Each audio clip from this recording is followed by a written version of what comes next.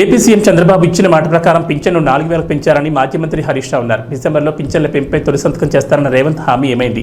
అక్కడ ఏప్రిల్, మే, జూన్ నెలల పింఛన్ కలిపి 7,000 ఇస్తున్నారు. ఏపీని చూసి నేర్చుకోవాలి.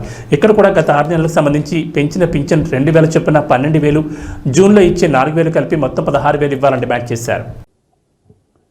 మీరు ఇచ్చిన హామీ ప్రకారం తక్షణమే 4,000 రూపాయల పెన్షన్ ఇవ్వాలని చెప్పి నేను కాంగ్రెస్ ప్రభుత్వాన్ని డిమాండ్ చేస్తూ ఉన్నా.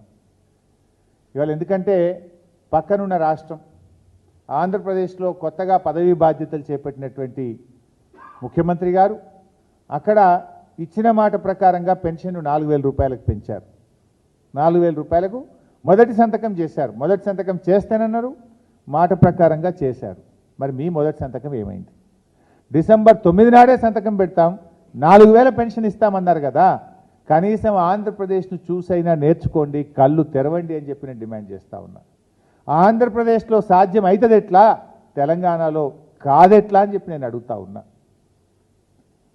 ఇవాళ మీరు అక్కడ ఆంధ్రప్రదేశ్లో మనం చూసాం, పత్రికలో చదివాం మేము, 3 నెలలు రెట్రాస్పెక్టివ్ ఎఫెక్ట్, ఏప్రిల్, మే, జూన్ నెలలకు సంబంధించిన 1,000 రూపాయలు కలిపి, జూన్ నెలలో ఇచ్చే 4,000 కలిపి 7,000 రూపాయల పెన్షన్ అవ్వాతాతలకు ఒకేసారి ఇస్తున్నాం. అంటే పాత 3 నెలలు కూడా ఇస్తాం అని పాత 3 నెలలు కలిపి ఇవాళ 7,000 రూపాయల పెన్షన్ను అక్కడ అవ్వాతాతలకు అందిస్తూ ఉన్నారు. మరి మీరు ఎప్పటి నుంచి ఇస్తారు? మీరు 6 నెలలైనా ఎందుకు ఇవ్వట్లేదు? ఇవాళ అందువల్ల ఇవాళ ఆంధ్రప్రదేశ్లో ఇచ్చిన విధంగా మీ ప్రభుత్వం డిసెంబర్లో వచ్చింది. డిసెంబర్ నుంచి ఇప్పటికి 6 నెలలు గడిచిపోయింది. అంటే 6 నెలల 12,000 రూపాయలు ప్రతి అవ్వాతాతకు, రాష్ట్రంలో వృద్ధులైన పేదలకు, ఆసరా పెన్షన్దారులకు ఒక్కొక్కరికి 12,000 రూపాయలు ఈ కాంగ్రెస్ ప్రభుత్వం బాకీ పడ్డది. ఆ 12,000 ప్లస్ ఈ జూన్లో ఇచ్చే 4,000 కలిపి 16,000 రూపాయల పెన్షన్ డబ్బులు ఈ ఆసరా పెన్షన్దారులకు ఇవ్వాలని చెప్పి బీఆర్ఎస్ పార్టీ పక్షాన్ని డిమాండ్ చేస్తున్నాం.